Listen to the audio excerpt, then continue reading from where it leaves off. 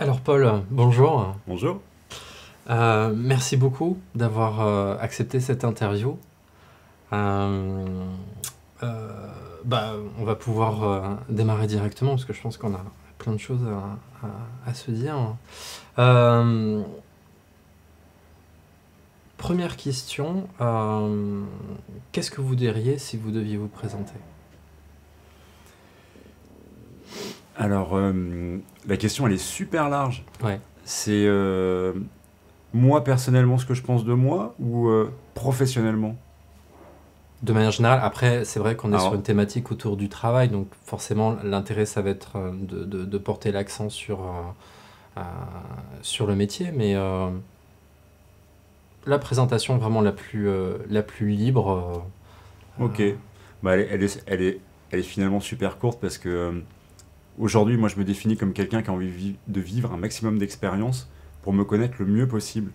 Et c'est vraiment cohérent avec le métier que je fais parce que euh, dans le métier que je fais, je veux offrir aux enfants un environnement qui leur permette de faire des expériences. Donc du coup, on vit les choses à deux, quoi. C'est gagnant-gagnant, quoi. C'est une des premières raisons qui me fait faire ce métier, c'est que il y a un réel échange. Hmm. On grandit ensemble finalement. Moi j'ai 3 ans comme les enfants que j'ai en même temps qu'eux. Et puis par moment je suis à une autre place. Je suis plus mature, forcément j'ai des responsabilités, j'organise des choses.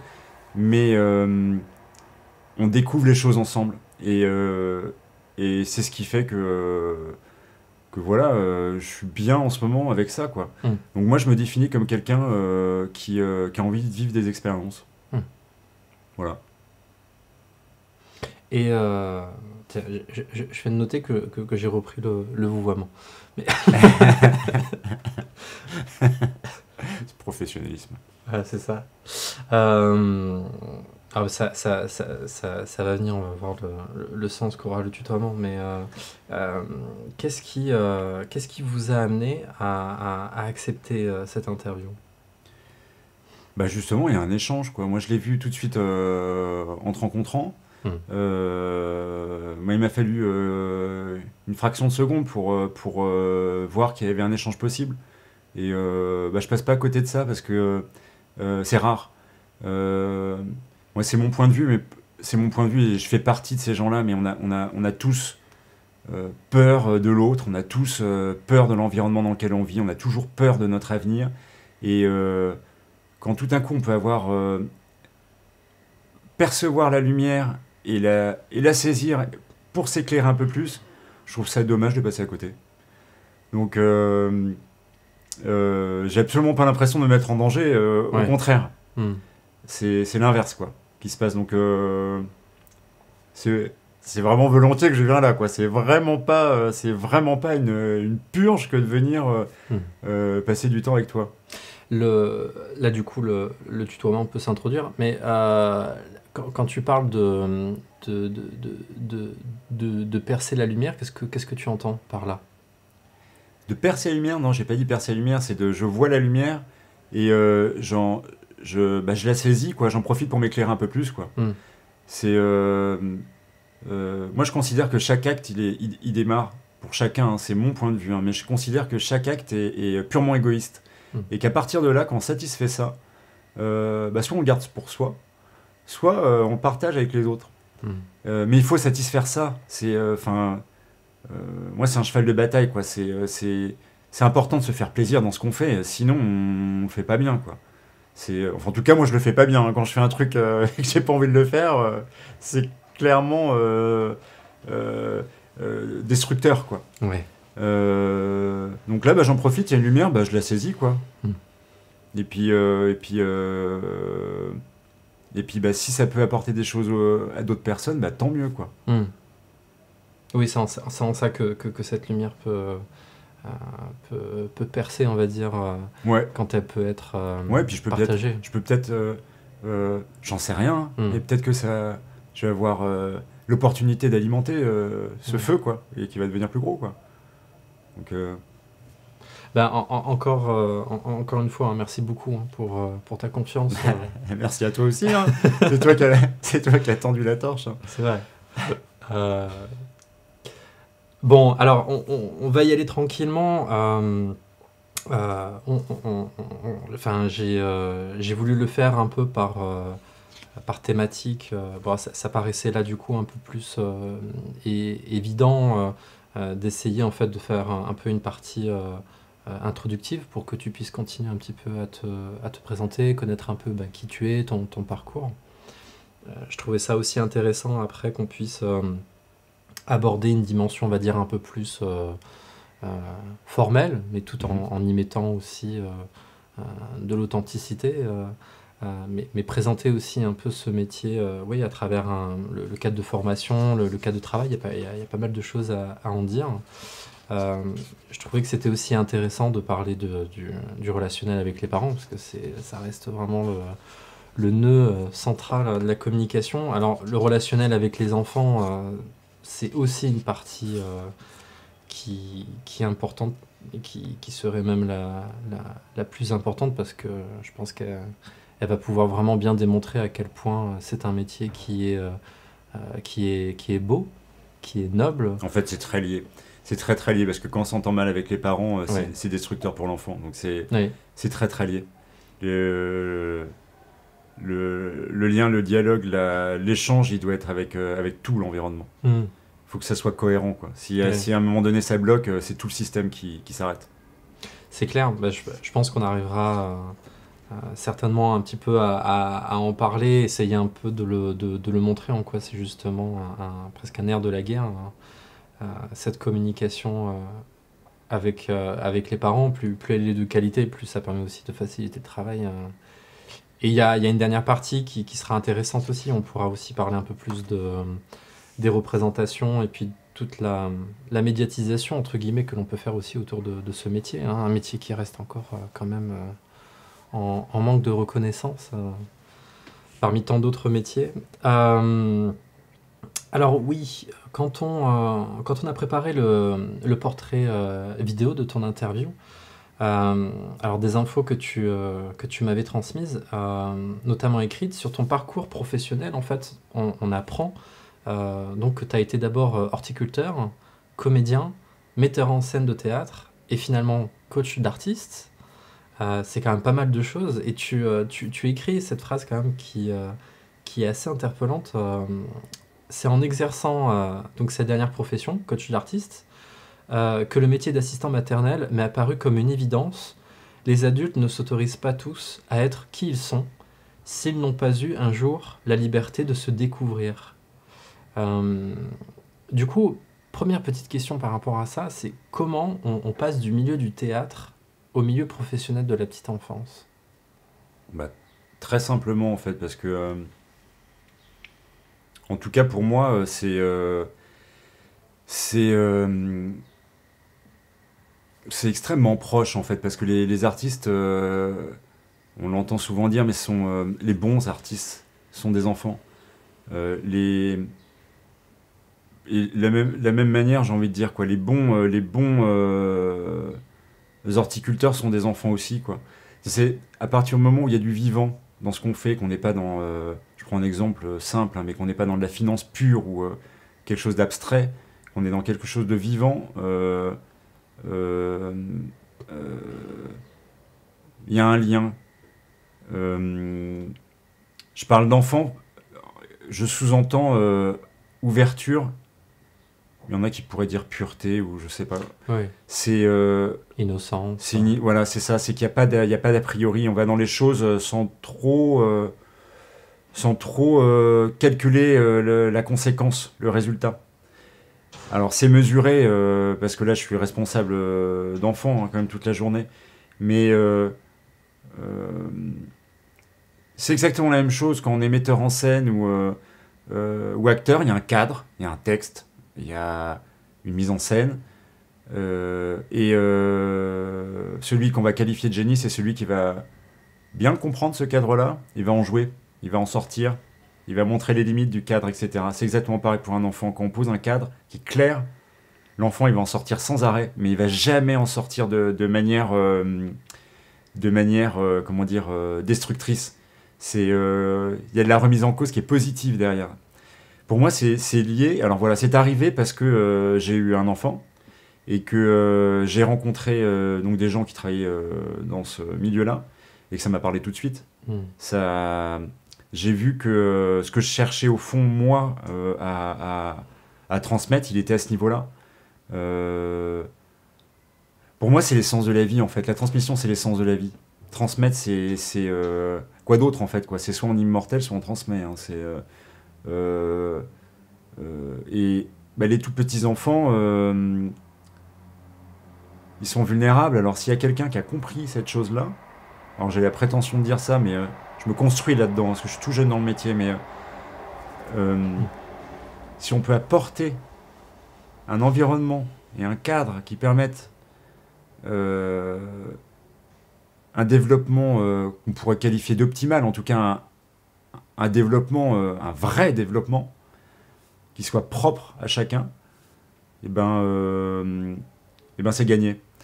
Donc le lien, il est là-dedans, c'est que dans tous les métiers que j'ai fait, il y avait ça. Et je trouve ça... moi, en tout cas, ça me nourrit plus de le faire avec des enfants.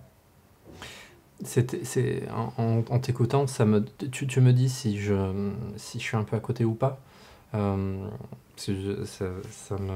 fait un peu écho là-dessus, parce que en fait, quand tu es horticulteur, tu travailles entre guillemets, ou dans l'a priori, dans un milieu entre guillemets naturel, quoi. Enfin, je veux dire, t'es en contact avec le végétal, avec toute la dimension qu'il peut y avoir autour du végétal. Alors, je te reprends juste là. Ouais. Je travaille pas avec on travaille pas avec le naturel, on travaille avec le vivant. Parce que c'est l'usine, hein, l'horticulture. Ce sont des serres qui font des hectares. On met des plantes dans des godets grands comme ça. Voilà, c'est juste, je faisais une petite... Il y a une toute petite nuance. Et justement, c'est ce qui m'a fait changer. Hein. D'accord. Mais tu vas comprendre la portée de ma question. Ouais. Mais, je suis désolé de te couper. Non, t'inquiète. Quand je parle du végétal, je parle aussi du vivant, mais tu vas voir où est-ce que je veux t'emmener là-dessus. Mais parce que en fait, on pourrait se dire comme ça dans l'a priori que voilà, l'horticulture, c'est travailler avec le végétal, travailler avec le vivant, être justement dans les arts, dans la théâtralisation, c'est aussi être dans le vivant. Travailler le spectacle vivant, travailler la créativité. Et pourtant, en fait, ça donne l'impression que toi, quand tu as basculé dans le métier d'assistant maternel, d'ASMAT, souvent, en fait, quand j'ai pu entendre les discours, si tu veux, les témoignages, les parcours de vie, il y a beaucoup d'assistants maternels qui font ce métier suite à des reconversions professionnelles. Et des fois, il y en a qui viennent du secteur financier, secteur commercial, la vente, l'immobilier. Et toi, tu viens d'un milieu qui, a priori, à la base, autant côté horticulture que côté spectacle artistique, normalement, tu restes confronté à quelque chose un peu d'authentique et de sincère. Et je me dis, est-ce que dans le fait on y reviendra plus tard, mais est-ce que dans le fait d'exercer ce métier d'ASMAT, est-ce que c'est pas, comme souvent que j'ai pu l'entendre, une manière en fait de revenir au fondement même en fait des choses, c'est-à-dire de pouvoir faire un peu de table rase et de se remettre un peu à la source de l'étonnement ou de l'émerveillement ou de ce que doit être le vivant, c'est-à-dire ça. C'est exactement. J'étais super long. Ouais, et ma réponse, elle est super courte. C'est parfait. Voilà, c'est exactement ça. Ouais. C'est exactement ça. Il n'y a rien à ajouter à ça. C'est aussi simple que ça. D'accord. Parce ça me touche d'ailleurs. Tu vois, quand tu me le dis, ça me touche. Ouais. J'ai presque les larmes qui montent. C'est exactement ça. Pourquoi ça te touche particulièrement? Parce que c'est beau. Ouais. Je trouve ça beau, quoi. C'est simple, quoi. Il n'y a pas de chichi, quoi. C'est c'est une évidence. Il n'y a pas de discussion. D'ailleurs, pour prendre un exemple contraire, quelqu'un qui n'aime pas les enfants, ça me fait super flipper. Alors ça me fait super flipper quand je les vois méchants en fait. Quand je vois quelqu'un qui évite, c'est différent parce que voilà, c'est quelqu'un, je comprends que ça puisse faire peur de toucher des choses qui soient, comment dire, aussi simples. Mais quelqu'un qui cherche à détruire ça, Dans ce sens-là, oui. c'est flippant quoi. Là tu l'as bien la méchanceté. C'est pour ça que ça me touche. C'est que pour moi tu peux pas faire plus. Tu peux pas être au plus proche de la vérité que ça. Un enfant, ça triche pas, quoi. Ça manipule pas, ça triche pas, ça vit.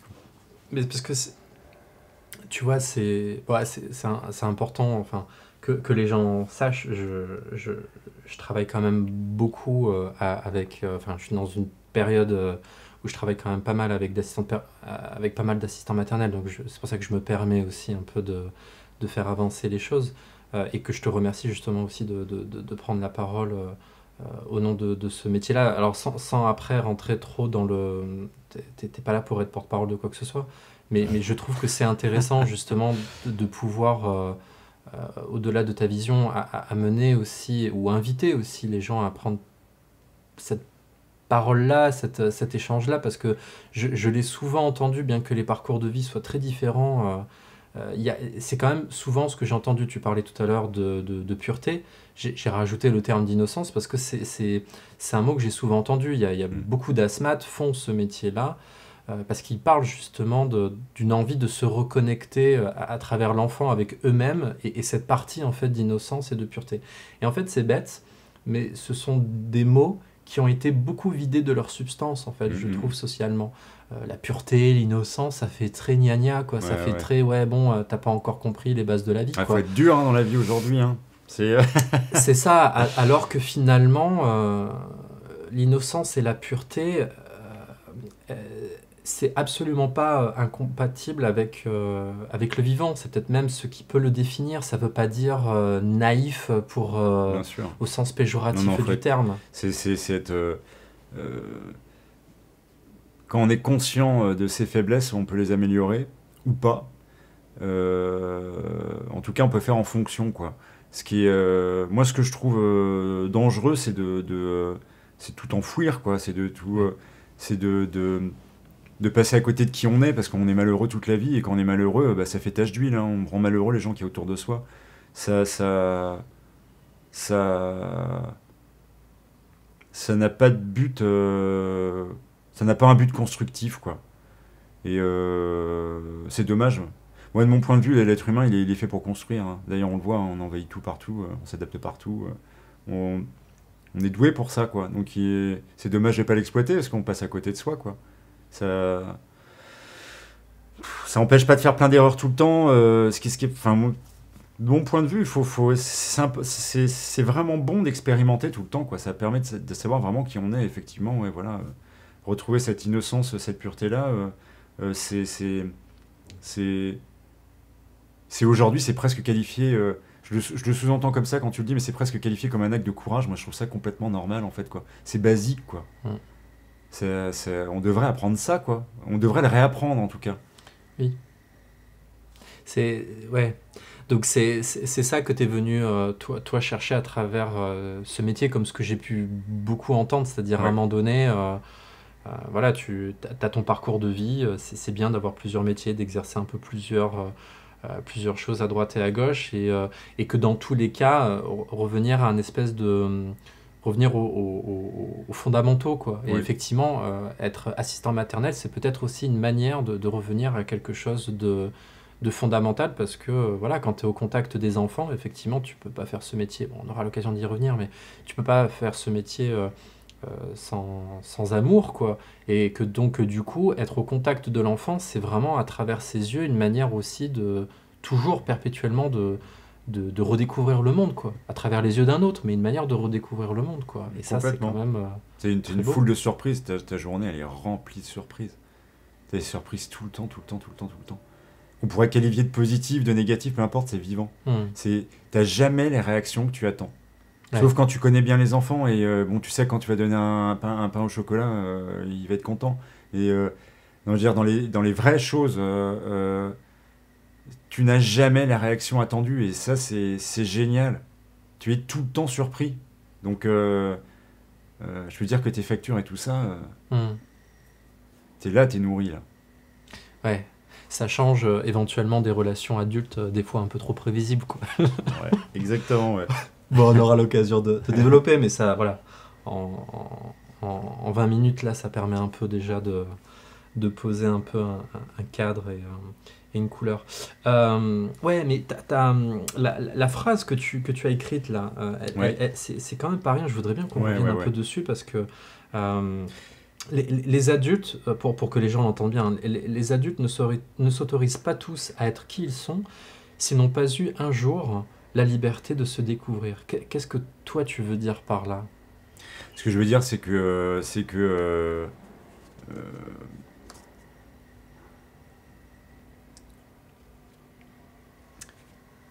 avoir la chance de pouvoir donner un environnement.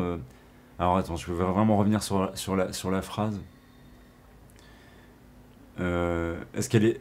En fait, moi j'ai du mal à intellectualiser les choses. Cette phrase, j'ai mis très très longtemps à l'écrire parce que je ressens très bien ce que je veux dire, mais alors l'expliquer, mais c'est un peu plus compliqué. En fait, Qu'est-ce que tu avais qui- ressenti pour l'écrire? Quel constat tu avais fait pour que tu te retrouves à écrire ça? le constat que je faisais, c'est surtout quand j'étais coach, c'est que je me rendais compte que voilà, il y a une quantité de bienséance, de règles Hum, qui sont abstraites et pas forcément constructives, qui se mettent en place pour éviter que ce soit de l'anarchie et qui empêchent les gens, enfin qui les mettent dans un système de peur, quoi. Ils se disent si je franchis cette ligne, je vais pas être dans le bon, quoi. Et du coup, ils franchissent pas la ligne, mais ouais, mais sauf que toi, t'es pas dans ce carré qu'on t'a donné. Il faut que tu sortes de ce carré pour voir qui tu es. Alors, il y a des gens à qui ça convient très bien. On peut parler du système scolaire. Il y a des gens qui adorent être dans le système scolaire comme il est. Et tant mieux pour eux, parce que bah, on en bouffe hein, des années d'école, quoi. Mais alors, quand on colle pas avec ce système-là, c'est super compliqué à vivre parce que bah, on se sent nul, quoi. Alors que dans le carré d'à côté, on est génial. C'est ça que je trouve débile en fait, c'est hum, qu'on passe son temps à donner de l'énergie pour rentrer dans un système qui ne nous convient pas, alors qu'on devrait dépenser de l'énergie à chercher ce système, parce que là aujourd'hui on ne nous l'offre pas forcément, euh, et que quand on l'a trouvé ce système-là, on devient libre en fait. Quoi. Parce que comme on est bien, on ne cherche pas à faire le mal, généralement, à moins d'être complètement tordu, mais là on part dans des. On est hum. malade. Par quelqu'un, tout le monde est sain à la base, pratiquement. Hein. Euh, dans le métier que je fais, c'est une des raisons pour laquelle je fais ce métier-là, c'est que j'ai la chance de pouvoir installer un environnement suffisamment large pour que les enfants puissent aller voir ailleurs ce qui se passe. Et les règles, elles sont simples à la maison, elles sont simples, elles sont claires, les enfants les connaissent. Je les répète sans cesse, hein, parce que les enfants, ils aiment bien qu'on leur répète sans cesse les choses, puis ça les rassure d'être sûr que le cadre, il est bien solide. Mais quand ils passent au travers de ce cadre-là, c'est pas non, c'est pas ça qu'il faut faire. C'est qu'est-ce que tu cherches à faire. Et on part pas dans des discussions, hein, ça passe pas par là, mais c'est du ressenti, euh, moi j'amène de la parole, mais eux n'en parlent pas forcément, mais je vois que les comportements changent, que ça se passe bien, quoi. Je sais pas comment dire, ça coule de source en fait, quoi. À partir du moment où on a un espace de liberté et qu'on respecte que les autres puissent avoir le leur, les choses se passent super bien, les échanges se font bien et on se rend compte qu'on communique à fond, quoi. C'est important ce que tu dis, c'est-à-dire que en fait, le cadre de travail, mais entre guillemets le cadre de vie, parce que généralement quand tu as un cadre de vie sain, ça va avec le cadre de travail. Enfin, y a pas vraiment beaucoup de choses euh, très, très différentes en général, mais dans ce que tu as écrit, tout est important, mais par exemple, la question de s'autoriser. C'est toujours Ouais. très difficile dans notre société de s'autoriser. Ouais. Effectivement, c'est paradoxal parce que toi qui as quand même pas mal évolué dans un milieu artistique où on invite les gens à travers des méthodes, à travers des écoles, à travers des cadres, des codes, normalement à développer leur sensibilité, en tout cas à canaliser leur expressivité, où le but c'est justement de t'autoriser à jouer la comédie, à jouer un autre rôle, ou être profondément le toi qui est à l'intérieur de toi. C'est paradoxal parce que des fois, effectivement, on peut être à bonne école et vraiment s'autoriser à s'épanouir en étant soi-même, tout en jouant l'autre. Comme de ce que j'ai l'impression de ce que tu dis, c'est que des fois, tu peux être aussi à mauvaise école, c'est-à-dire, euh, en fait, oui, on t'autorise à être autre chose, à être quelqu'un d'autre, mais avec d'autres codes qui paradoxalement t'enferment, quoi. C'est-à-dire que Exactement. s'autoriser à la vraie liberté, toi, finalement, tu l'as plus trouvé à travers ton métier, parce que, encore une fois, l'enfant vit pleinement ça, cette possibilité d'être oui, d'être libre, de se libérer de plein de choses, de s'autoriser à. euh, Finalement, toi, tu l'as plus vu ou tu t'épanouis beaucoup plus, toi, personnellement, à travers ce métier-là. Ouais. Oui, parce que j'ai eu ce parcours-là. C'est-à-dire que moi, je l'ai vu quand j'étais en école d'art dramatique. Euh, Il y avait des gens qui étaient insupportables, des élèves qui étaient insupportables et qui montaient. Enfin, c'est-à-dire qu'ils ils pourrissaient la vie de tout le monde, quoi. C'était envahissant, quoi. Ouais. Et ils arrivaient sur scène et bah ils explosaient. Mais alors, ils faisaient rien de ce que demandait le prof, ils faisaient rien, mais alors. Mais c'est unanime, quoi. Le mec, il est authentique, donc il touche tout le monde, quoi. Que ce soit un connard ou que ce soit un mec super bon. Euh, L'authenticité, elle est, c'est quelque chose qui, moi je trouve dans la majeure partie des gens que j'ai croisés, ce sont des gens qui s'autorisent à être comme ça. Mm. Ils se foutent du regard des gens. Parce que dans une école, on va nous dire la méthode c'est ça, hein, pour être acteur. On joue Hamlet de cette manière-là. Mm. Pas d'autre manière. Alors, par contre, si on le joue génialement d'une autre manière, le prof va dire bon, j'ai mis l'environnement pour que ces choses-là arrivent. Là, il y a toujours une espèce de forme de pouvoir, d'avoir apporté sa pierre à l'édifice, à la chose. Enfin, en tout cas, d'être mis en lumière, en tout cas dans ces métiers-là. Mm. Moi, c'est ce qui me gênait. Ouais, C'est d'accord. ce qui me gênait. Il y avait les égos étaient énormes, quel que soit l'endroit où on était, et les souffrances énormes du coup, parce que les gens, bah, moi je sais quand je suis rentré en école d'art dramatique, j'avais des idées très précises de ce que je voulais faire, ça a été démoli en 10 secondes. Alors que j'ai vu des gens se développer dans ce que je voulais faire, et qui je pense allaient beaucoup moins loin que ce que j'imaginais moi pouvoir faire, Ouais. et qui ont explosé derrière. Mm. Mais c'était mort chez moi. Alors peut-être que ça reviendra un jour, hein. Pour le moment, j'ai besoin de me nourrir autrement. Faut être extrêmement fort en fait. Pour moi, faut avoir reçu une éducation euh, euh, solide pour pouvoir être qui on est, qui on veut, et être stable. Dans le monde des artistes, c'était les gens qui s'autorisaient aussi à se détruire. Il vivait à travers d'autres personnes en tant que comédien, ou avait besoin de se shooter avant de monter sur scène, j'en sais rien, hein, je donne des exemples Mm. hyper clichés, hein, mais c'est de manière générale c'est un peu ça, ou de se la jouer à mort en dehors du plateau tellement ils ont peur, donc d'écraser tout le monde pour une fois arrivé sur scène pouvoir faire quelque chose, quoi. Je trouvais pas ça sain. Mm. Là, mais je sais que c'est faisable parce que j'en ai croisé, hein, Mm. des gens hyper sains dans ce métier-là, j'en ai croisé plein, hein. Des gens qui ont l'expérience, puis qui ont des super natures, qui ont eu une super bonne éducation, ou qui ont rencontré des mentors, des gens qui ont pu mettre la main sur l'épaule et c'est normal là, ce que tu vis. Et c'est bien, hein, parce que ça va te construire derrière, etc.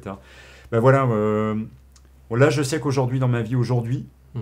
euh, j'apprends énormément dans le métier que je fais, mais je sais que tout ce que je peux faire de destructeur, je vais le réparer tout de suite derrière. J'ai conscience de ça. Mm. Donc, bon, il y a forcément des choses qui doivent fuiter, hein, parce personne n'est parfait, hein. mais au maximum, je veux dire, dès que quelque chose va me déranger, ça sort de mes valeurs. J'ai pas du tout envie de détruire les gens, moi. Ça m'intéresse pas du tout, quoi. Donc, je vais me remettre en cause et même si l'enfant a 3 mois, je vais lui parler, je vais lui demander pardon sans rendre le truc mielleux, quoi. Voilà, j'ai fait ça, c'est une erreur. J'aurais jamais dû faire ça avec toi. C'est n'importe quoi. Je suis vraiment désolé, en fait. Vraiment, je suis sincèrement désolé, quoi. Bon, qu'est-ce qu'on peut faire maintenant? On passe à autre chose, quoi. Ouais, c'est-à-dire qu'en fait, en initiant ça, en disant que tu es désolé en face de l'enfant, enfin en reconnaissant que tu as fait une connerie, entre guillemets, et que tu reconnais ton imperfection, quelque part, c'est une manière aussi de reconnaître l'imperfection de l'autre, et donc du coup, peut-être de quitter un rapport trop rigoureux ou Ouais. trop sévère, qui paradoxalement, peut-être dans le milieu artistique, en tout cas, Bah, qui juge, quoi. suffisamment que Ouais. toi, tu as rencontré pour le quitter, même si bien évidemment, on ne peut pas faire de considération générale, mais c'est important d'entendre ton point de vue et ton parcours de vie là-dessus, c'est-à-dire, en fait, il faut arriver à rendre élastiques les rapports humains pour espérer pouvoir vraiment s'autoriser à, mais dans le bon Ouais. sens du terme, quoi. Ouais, ouais, ouais. Sans cette élasticité-là, ça pète, quoi, ça fige de trop, en fait. Mm, mm. Ah C'est-à-dire, oui, on joue à celui qui est le plus parfait de nous deux, quoi. c'est ça, exactement. C'est exactement ça. Ouais. C'est exactement ça. Mm, mm.